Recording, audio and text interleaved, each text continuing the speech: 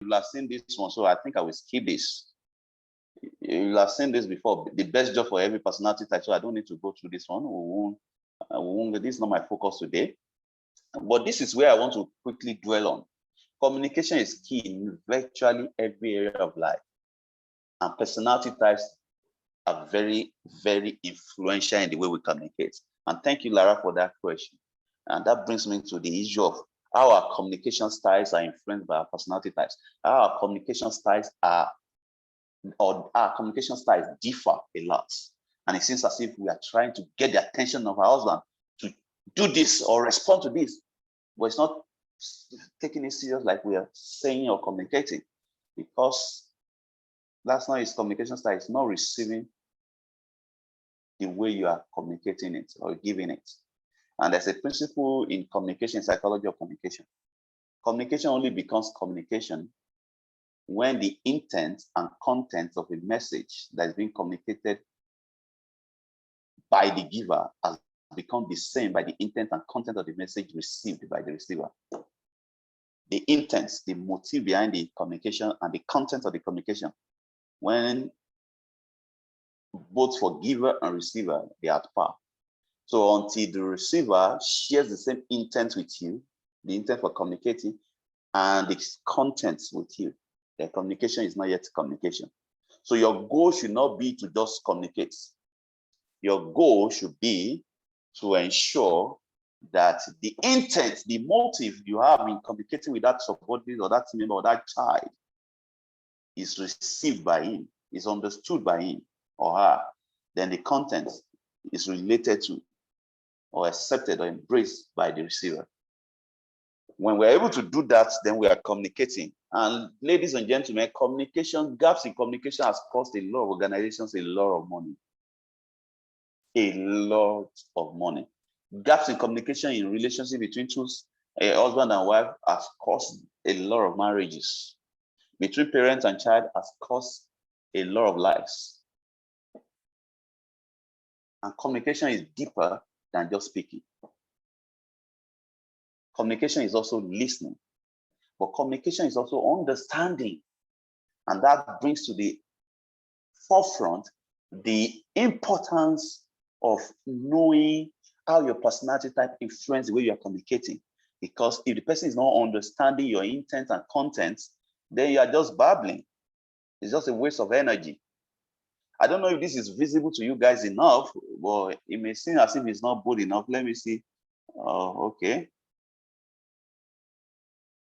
Hopefully it can. Let me see if I can enlarge it further.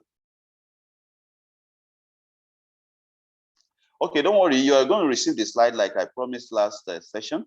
So after this session, I will be sending the slide to you, Lara. Okay. Okay, Doc. All right. So let's look at how personality types are influenced by personality types influence communication, especially in relationships. And this can be relationship, romantic. So I'll be balancing the two. So work and personal. So for personal, I will focus majorly on romantic or husband, wife, and parent-child. Then for work, majorly with team members or subordinates or colleagues, maybe sometimes customers. And I believe we'll be able to do justice to that. Okay, so let me quickly explain what I'm about to do. So on the screen, you can see the 4 categories of or drivers of your personality, like I explained earlier.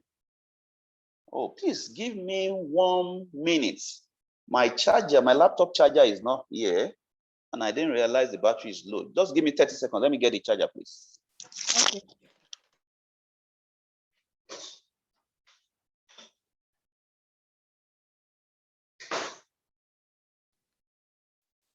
All right, while we're waiting for Dr. Osaz, this is just to formally welcome everyone once again. A couple of people joined after I had done the initial introduction. Thank you so much. Thank you for your time. This is HR GEMS, which means HR Great Excellent Minds Network. We're a network of professionals who are transforming ourselves so we can be change agents. The whole essence of this interactive session is to share knowledge, transformative knowledge with the entire world so that we can all benefit from what is happening in the HRGM's community. And we are looking forward to ensuring that every one of us gets live transforming information from today's session. Thank you. Please feel free to post your questions at any point in time into the chat box. Toba Best would help to moderate afterwards. Thank you.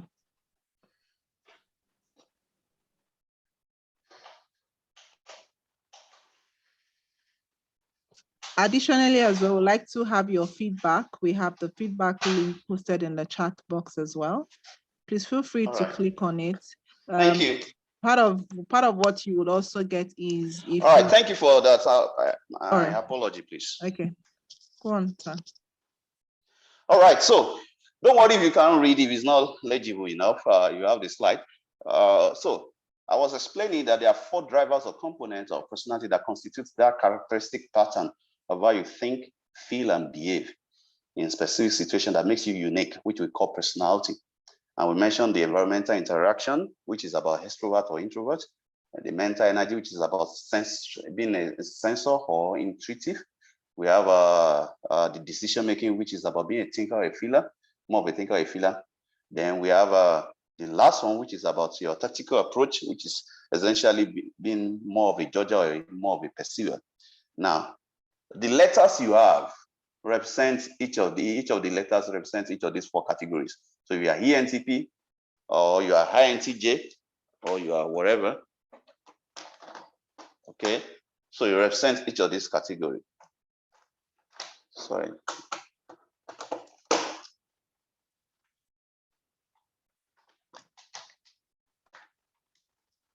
Just a minute, please. Okay.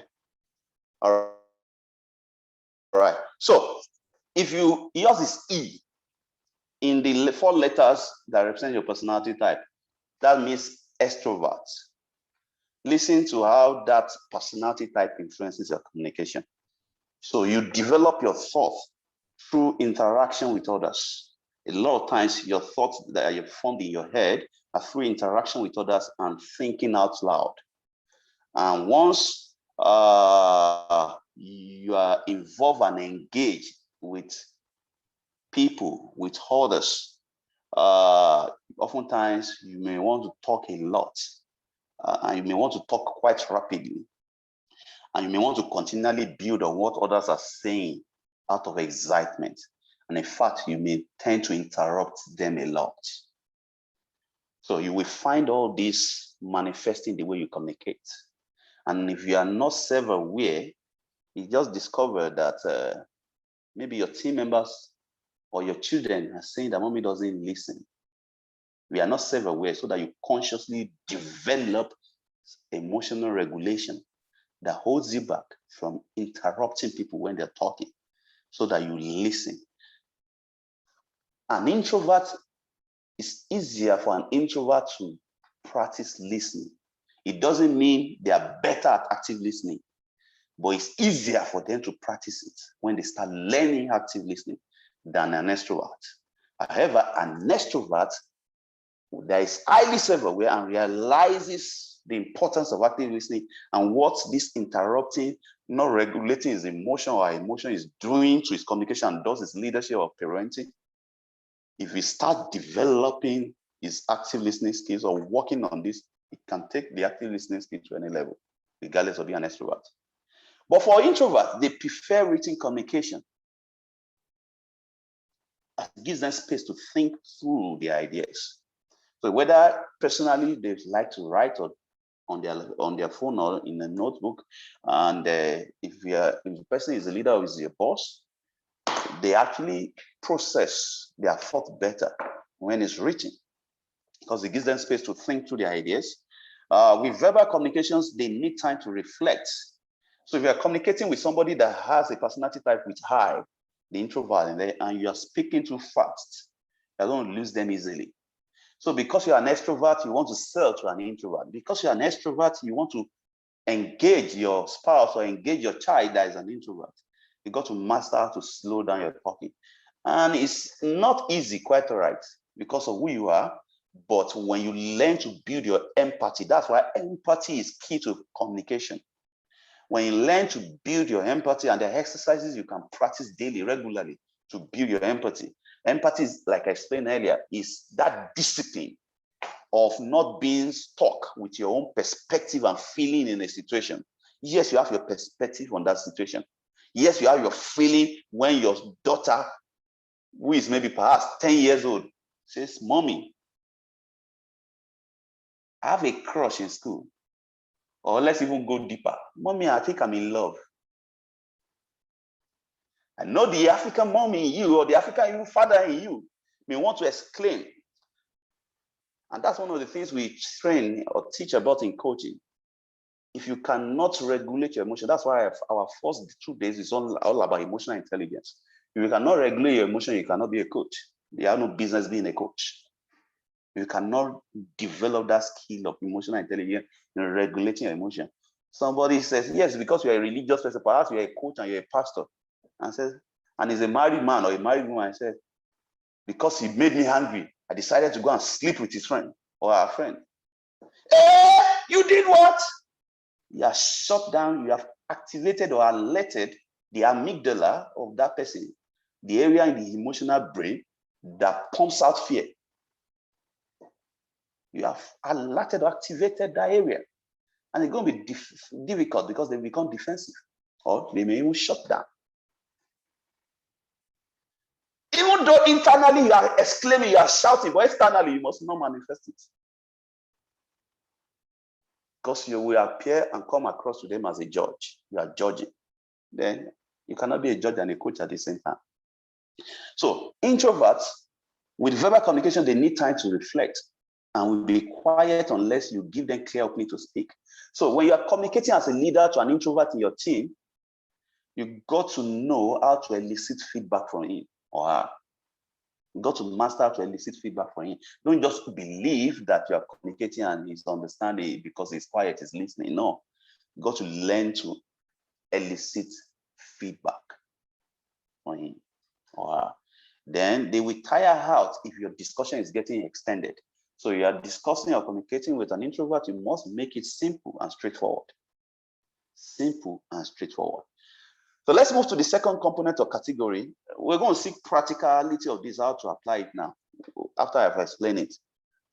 The second category, which is about mental energy sensors. So if you have S in your personality type in the second letter, listen to this. Intuitive is represented by N. So if you have S in your personality, so how your personality type influence your communication, the second category is this. You guys focus on what is real and actual in your past or your present. You are more focused on real and actual things, realities. So you ask numerous specific questions because you want the details. And you give and receive a lot of real life examples. So people like you, when you're talking, you give a lot of real life examples. And for you to connect with whatever anybody is saying, they must give you practicalities or realities, real life examples. So if you want to sell to someone that is an, let's say, ISTJ or ESTJ, because of the S in there, you must learn to put in real life examples. Do less of giving theoretical description and just share stories, share real life example. How this person did this, how this person did that, based on this that they bought. If it's your children, you got to learn. If that your child has S, is a dominantly sensor, you must learn to share your experience. You must learn. You cannot be, and you cannot afford to be lying because they will get the detail. Sensors are always looking for details. They will even ask you specific questions, numerous, not even one. So share your experience, let them relate to the real life. That's the way you will connect with them to influence them. That's the way you can communicate with them. And if you are working on learning also and learning fast, let's say academically, with some courses you're doing, one of the ways you will learn fast is by being able to translate whatever you're studying into real life examples. It stays faster. Your memory, it becomes stronger as a sensor.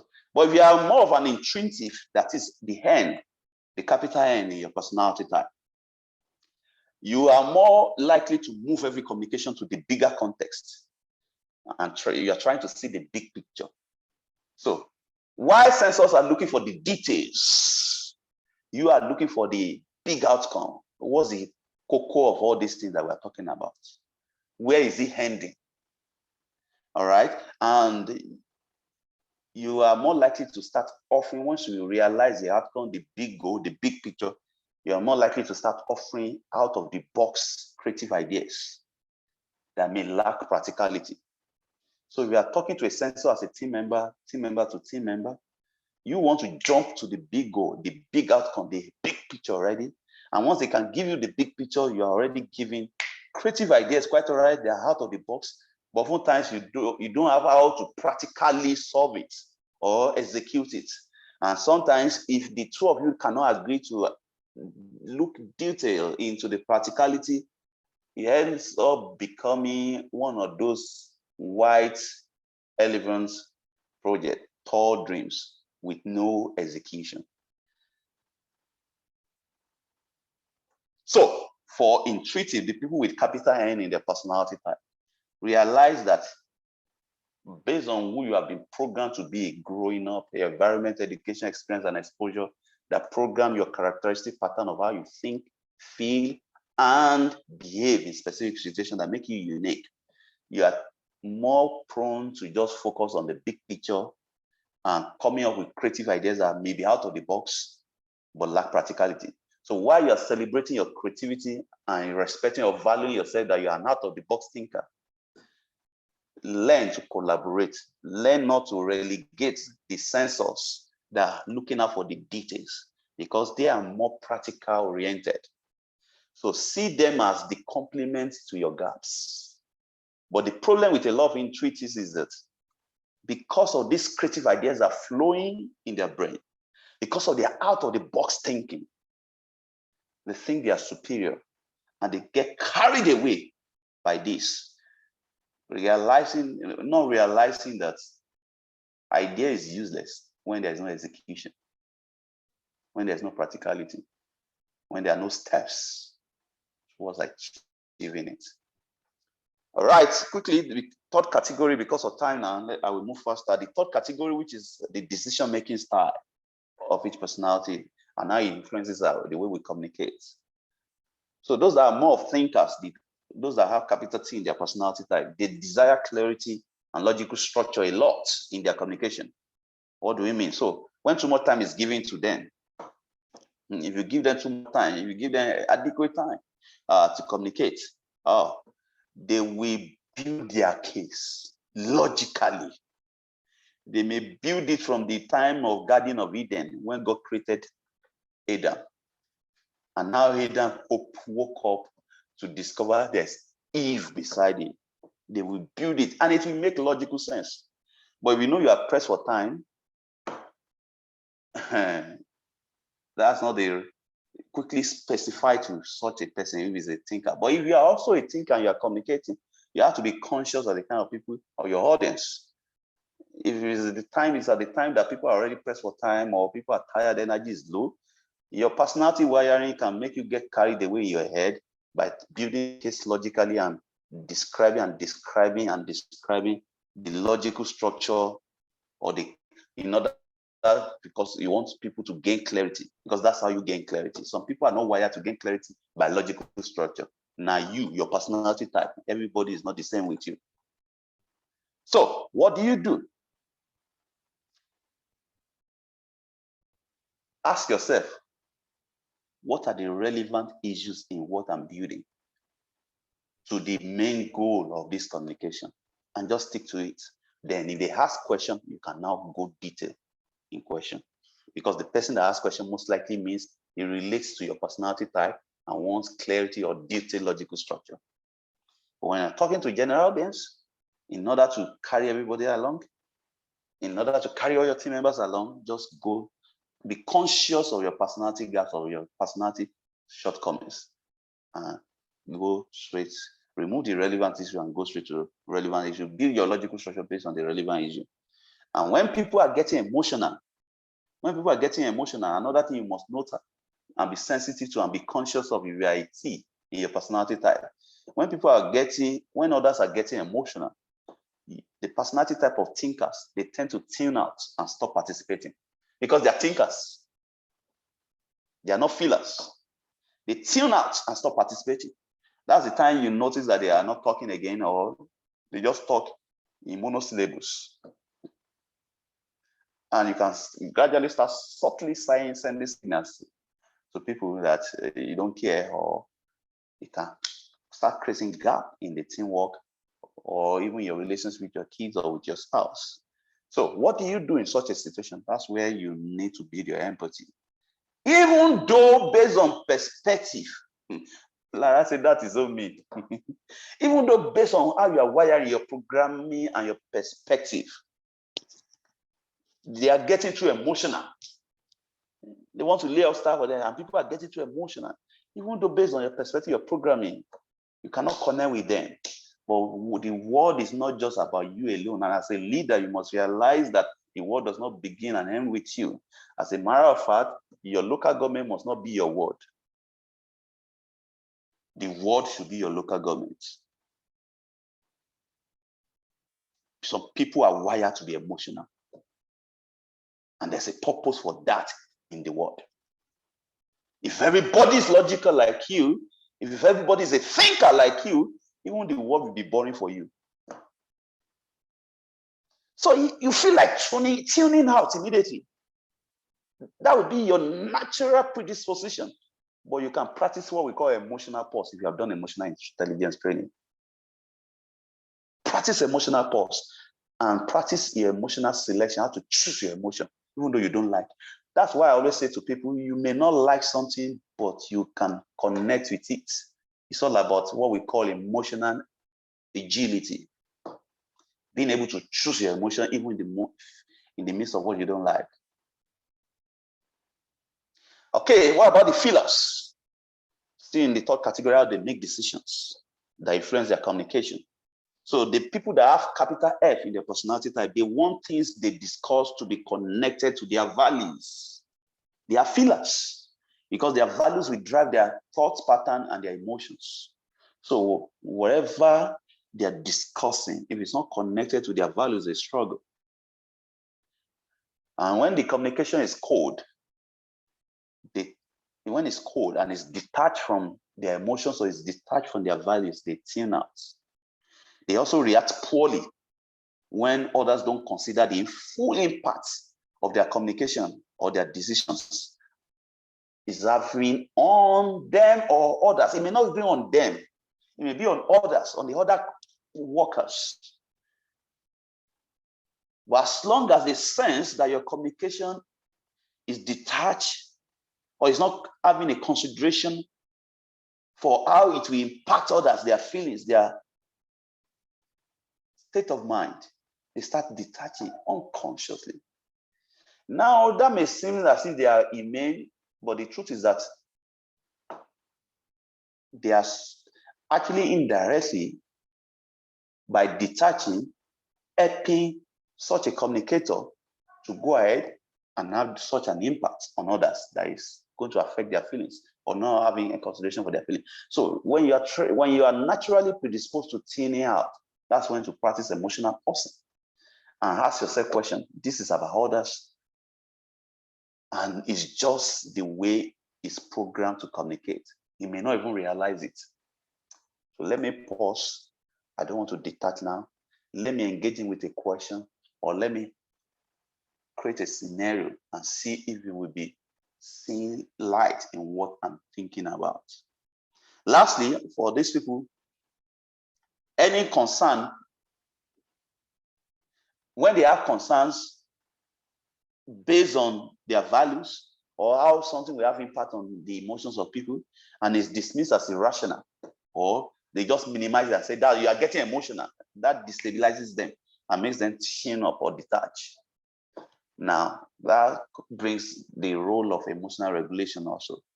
People may not agree with your approach to things, but as long as your opinion matters, as long as your opinion may be representing a couple of hundreds or tens of people that you will protect, learn to regulate your emotion.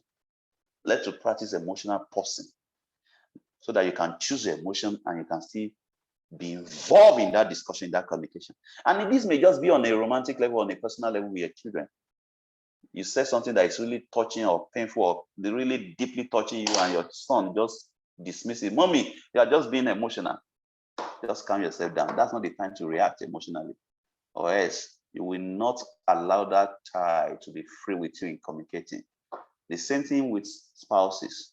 Time will not permit me to go deep into this. So let's move to the last category, which is all about tactical approach, how you execute the information, the decisions you made, how you execute in your environment that you find yourself, workplace, home, or wherever.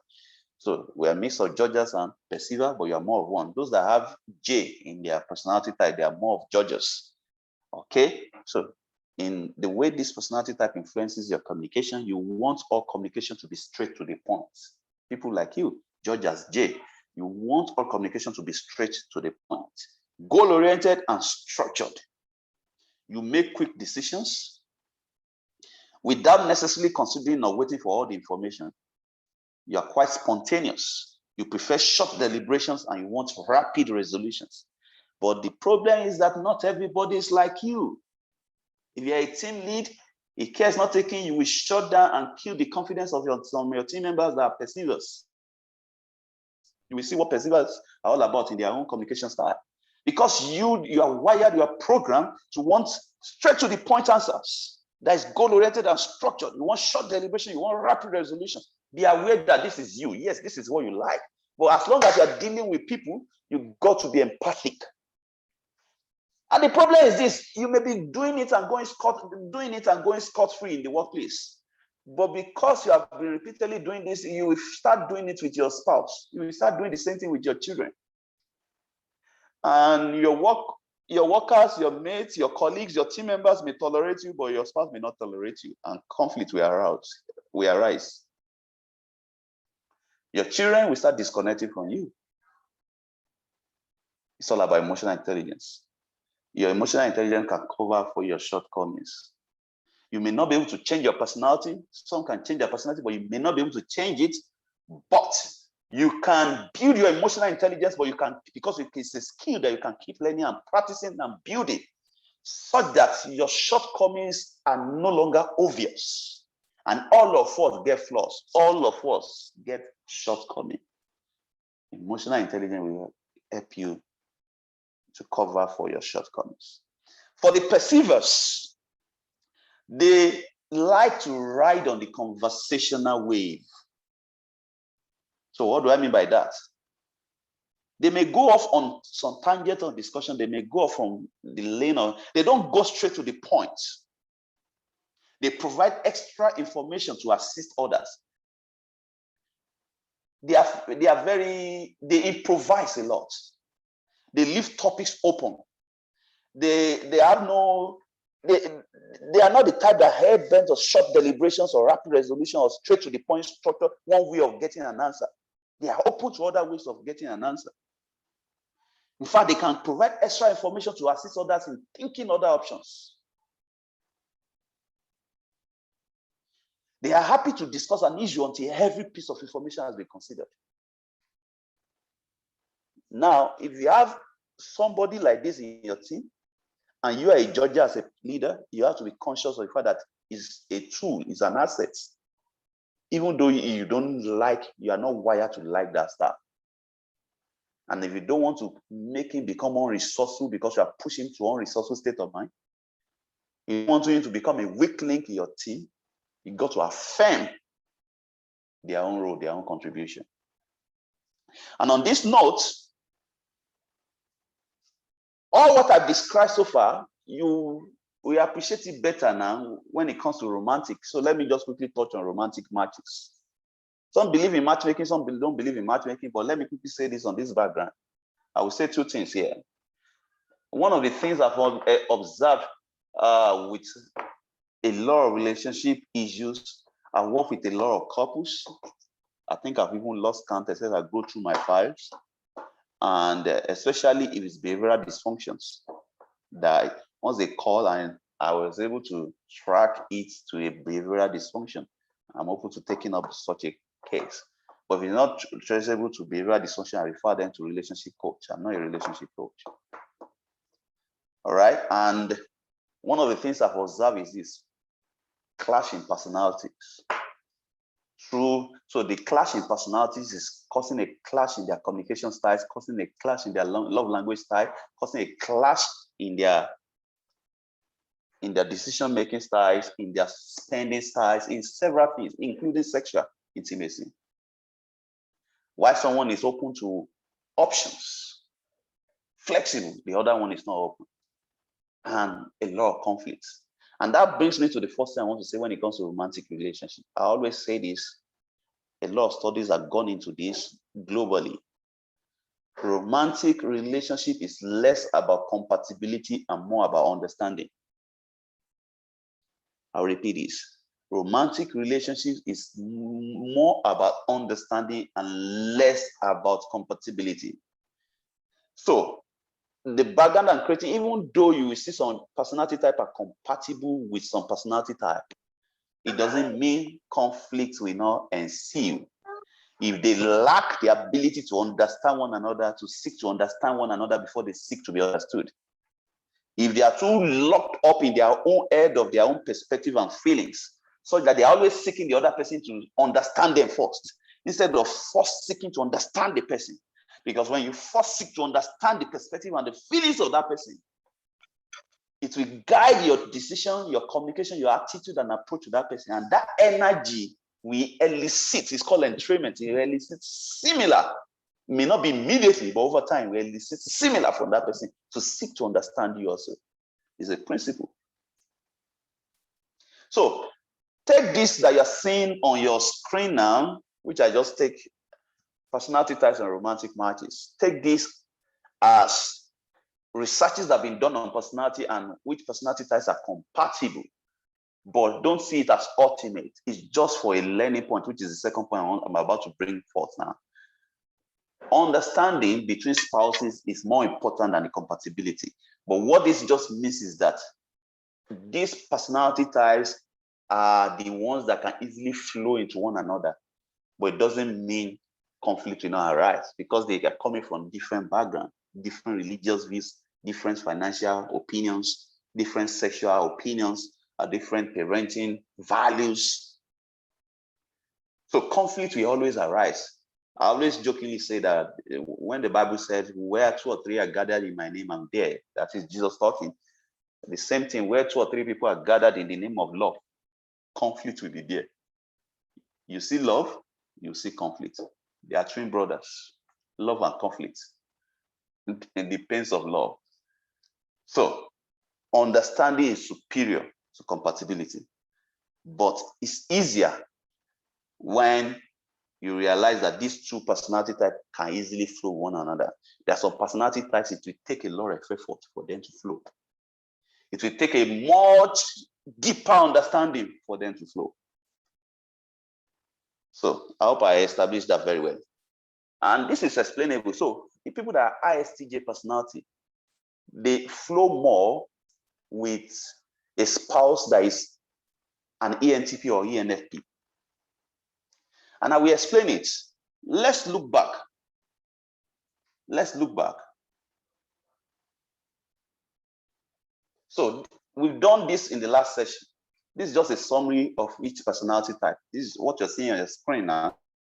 It's just a summary. So remember, I'm taking the first square now. I will need to wrap up soon in the next 10-15 minutes for questions and answers. Maybe I will just quickly wrap up with this one and touch on one more application. And maybe take on 1 or 2 people. I don't understand how time is running fast today, man. So let's take the first square. ISTJ personality can easily flow. Doesn't mean conflict will not arise, but can easily flow with a spouse that is a personality type of ENTP and ENFP. So note that ISTJ personality, let's see what ISTJ is all about. So look at the screen. ISTJ is someone who makes them, sorry, this is not what. So look at the ISTJ, yes, it's ISTJ I'm reading. So ISTJ, what you're seeing on your screen is people that each of these personality type easily connect with in relationship. People that each of these personality type easily connect with in a romantic relationship.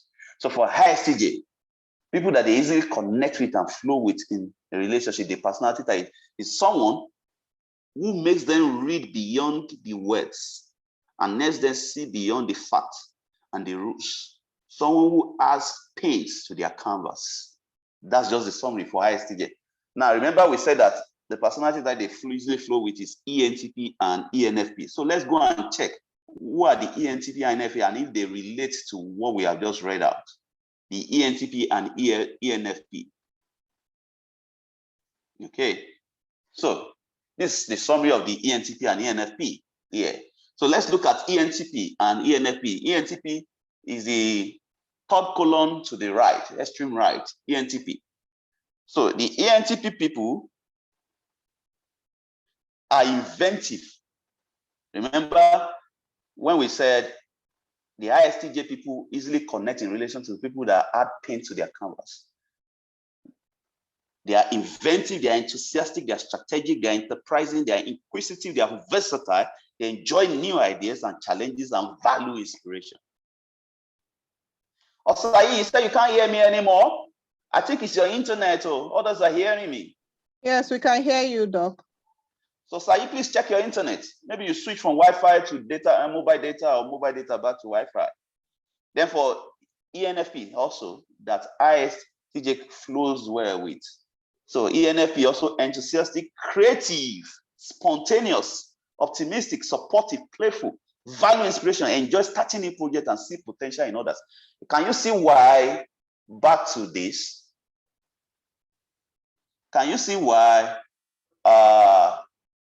the ISTJ connect easily with the ENTP and ENFP personality? Because what they connect with in relationship is someone who makes them read beyond the words, who helps them see beyond the facts and the rules, and who has paint to their canvas, who brings creative and reinvent things for them, who is enthusiastic in whatever they bring. So they bring an idea, the person is enthusiastic and helps them see beyond the numbers, beyond the fact on ground. They easily connect with such a person. Let me take one more because of time. You have this slide. Let me take the last one, ENTJ, the last square. So those of you that are ENTJ personality, you easily connect in relationship with these two personality types. Excuse me, INTP and INFP. Let's see why. ENTJ, where is ENTJ here? So ENTJ is the third square in the first column. The first column and the third square, ENTJ. They easily connect with someone who can challenge them, keep them entertained and interested, yet keep them in their place. So ENTJ people are very special kind of people. The people, if they are dating a guy, if it's a lady that's ENTJ that is dating a guy, that is actually challenging them, entertaining them, but the moment they snap, he easily succumbs and just gives up or let them have their way. One way or the other, subconsciously, that lady will start doubting some things. She may not be able to explain it. But is there another guy that keeps them entertained, challenge them to get better, keeps them entertained, but when they snap or getting out of control or boundary, forces them back to their place. To some other people, they will think, this is wrong, he's controlling. But that's what they will value. You guys will not understand why she's still falling in love with that guy or still following him. Because you are not a personality type. That's who she's wired to connect with. So the only issue will now be the conflict that arises as a result of the blending of different values. How do we handle the conflict through understanding, empathic understanding? And if I go back, if you look at INTP and INFP, you will see those traits that I explained or just now. You will see it in, I don't know if time, okay, let's check the time. INTP and INFP, let's quickly look at it. So INTP and INFP. Let's look at what is INTP and INFP. The second column, the last two squares in the second column. So we have INTP. The INTP people who are intellectual, are logical, are precise, are reserved, are flexible, are imaginative. They are original thinkers who enjoy speculation and creative problem solving. They are logical, they are precise.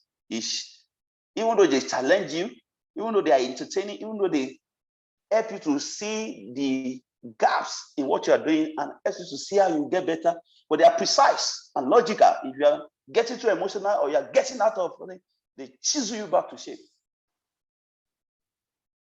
That's why they connect with such a person easily, INTP. The same way INFP, let's say, sensitive, creative, idealistic, perceptive, caring, loyal, value inner harmony and personal growth, focus on dreams and personality. So they value harmony, but they are idealistic and sensitive.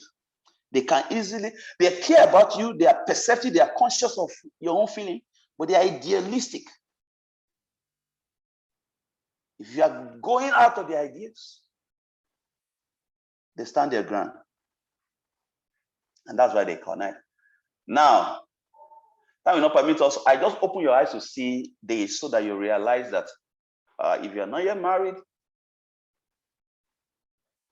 if you are already married and your personality type of your spouse and yours don't fall under the category of those that can easily flow, it doesn't mean it's not going to work or it cannot work. What it means is that you guys need to work more on your empathy and your understanding of each other, because it takes more effort. For those that are easily flowing, it doesn't mean that conflict will not arise. Conflict will arise because of different values. But it's just that it will take less effort, less degree of input into empathy and understanding to arrive at resolving the conflict. Let me quickly touch on, somebody asked a question yesterday and I promised that in last session, I promised I will respond to it this session. What's the link between the temperamental styles and personality types? So this is it. So temperament is a component of personality type. Remember, personality is a characteristic pattern of how you think, how you feel, and how you behave for specific situations. Temperament focuses majorly on how you feel and behave, not how you think, how you feel and behave.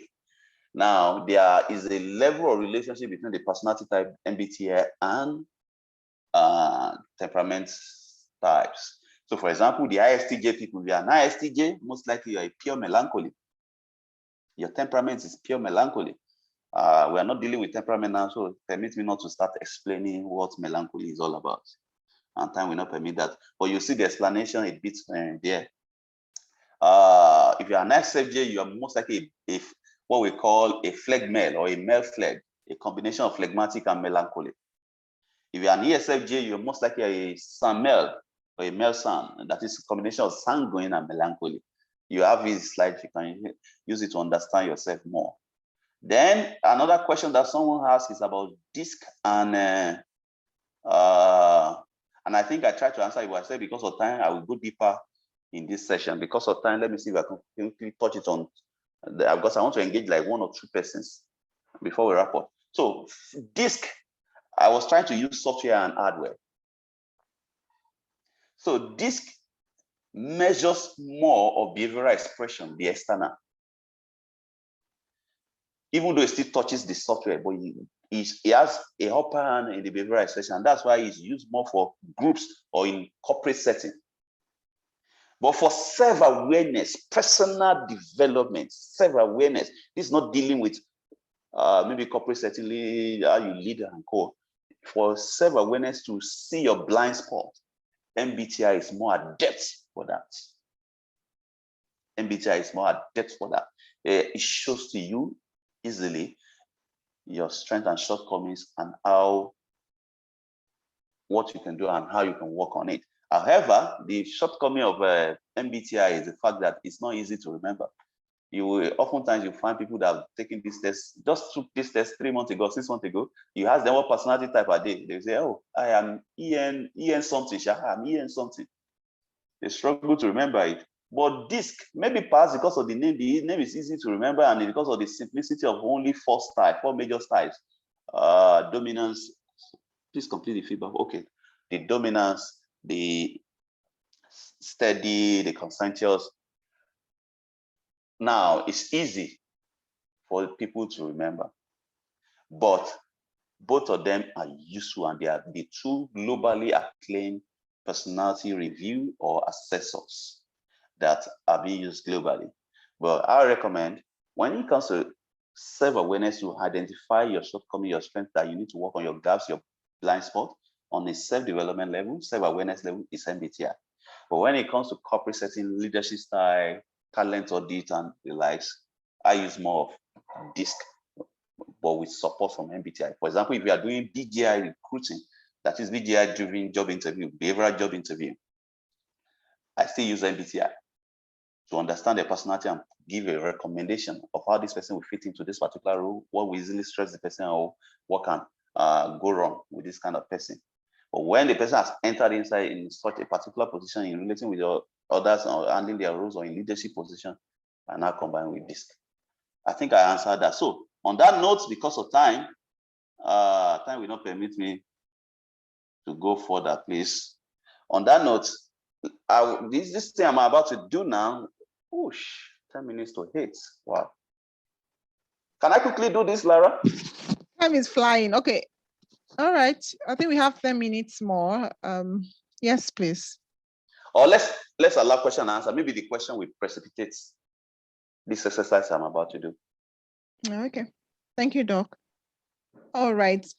Please, we'd like to take your questions now. You can either go off mute, so you can ask your questions live, or you can post in the chat box. Toba, do you have any questions yet? No, I don't have anyone for now. Okay. All right. Okay. So can I engage Toba? Since you are the one that's voiced out. Can I engage you? Can you unmute? Wow. Thank you, thank you, Doctor. I'm here. All right. You remember your personality type, right? Yes. Okay. What's your personality type? Please listen, everybody. I hope we are paying attention to this. ENTJ. Sorry? ENTJ. Okay, you are ENTJ, right? Yeah. Okay, that's good. So let's leave your personality type for now. Based on the energy I'm picking from you, and we're now going, after I've done this, I'm doing energy profiling for you, then we now link it to your personality type. And it will now show you those gaps and the why behind where you are stuck, or where you're struggling, or where you are slow, where you are experiencing delays, and what you can do. So based on the energy I'm picking from you, leave your personality type for now, all right? Based on the energy I'm picking from you, you are a very, very cerebral person in terms of creativity, in terms of not just creativity, even in analysis. You are very cerebral. There's energy, the frequency of vibration in your brain is very high. So the energy I'm picking from the frequency of vibration of your brain is very, very high. But at the same time, it's a strength, quite all right, but it has pushed you into what we call not totally analysis paralysis, but a semblance of it, in the sense that you want to fine-tune a lot of times, you want to fine-tune things too much. Now, for someone like you, in order to be able to bet and see through projects, in order to be able to influence things, in order to be able to, there's some things you want to do. There's an energy that everyone picking from you now, energy of like a baby, something that you've created, you've perhaps written severally on paper, and you are trying to connect the dots, put the cross on the T and everything, and you're just fine-tuning and fine-tuning. And if you have put it out, the level of influence, the level of impact you'll be making, and the level of development is like even brought back to you will be immense, despite not being perfect. You must drive into your consciousness because of who you are, your personality, and the kind of person you are. Possibly put it as a sticker rather, on your fridge, on your bedroom, everywhere you go, that progress is more important than perfection. If you can cement this philosophy in your head, there are a lot of things that will move faster for you. Progress is always better than perfection. Let me quickly touch on one more energy I'm picking from you. So there is an energy I'm also picking from you, and it's the energy of judging. So because you drive yourself a lot, you're not the type of person that easily gets satisfied with where you are, which is a strength. It's pushing you. But any strength, like they tell us in military, any strength that has no control over it and has no moderation eventually becomes a weakness. It eventually becomes your enemy. So even though you're pushing yourself a lot, but you are judging yourself too much. So how do I mean? So sometimes in your life, you start looking as if you are using a zoom or a lens to look through your life to assess your achievement, and you start telling yourself you have not moved as such in life, you have not achieved so much in life. Meanwhile, you are saying to yourself that you have not achieved so much in life, and you are not appreciating and valuing yourself enough, and therefore it sometimes may affect your confidence. It may even affect the level of dopamine in your system, motivation hormone, because until you appreciate and reward yourself for the little progress in your life, you are denying yourself the release of dopamine in your system. You are saying that yourself, it's not so much. What's the big deal in this level? Among your contemporaries, a lot of them are looking at you as a role model. They are using your achievement as a point of contact.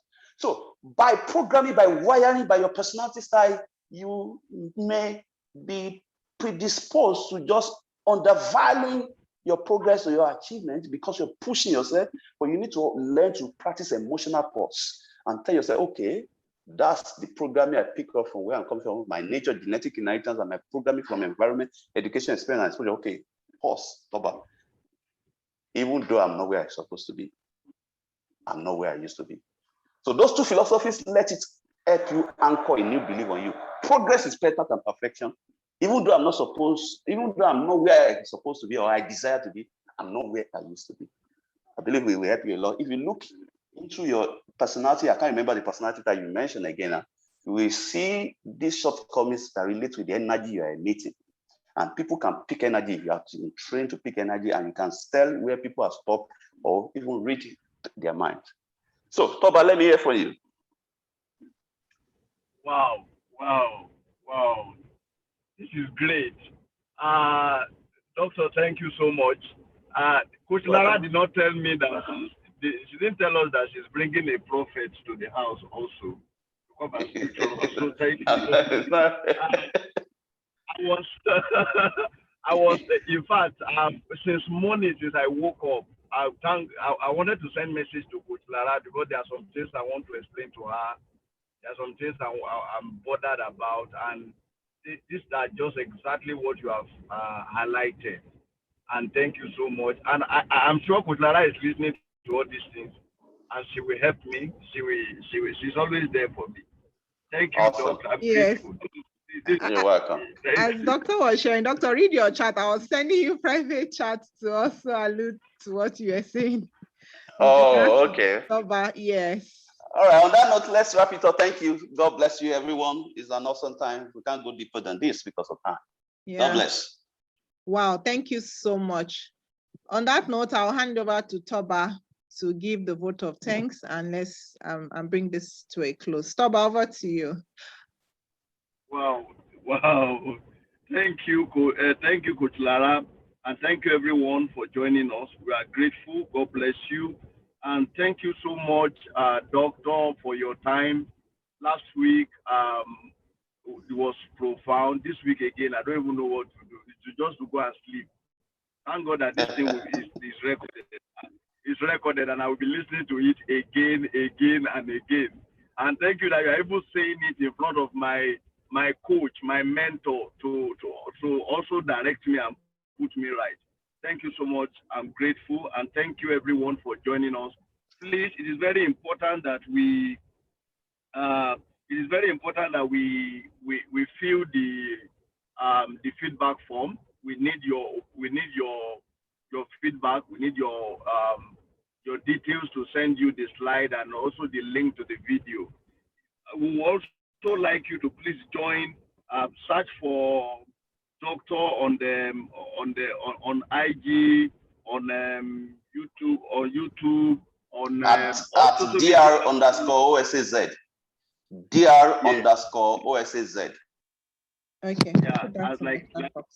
like Dr. Osaz on IG, or Dr. Osaz on all those social Yeah. media. Please follow him. Thank you so much. We are grateful. Thank you, Coach Lara.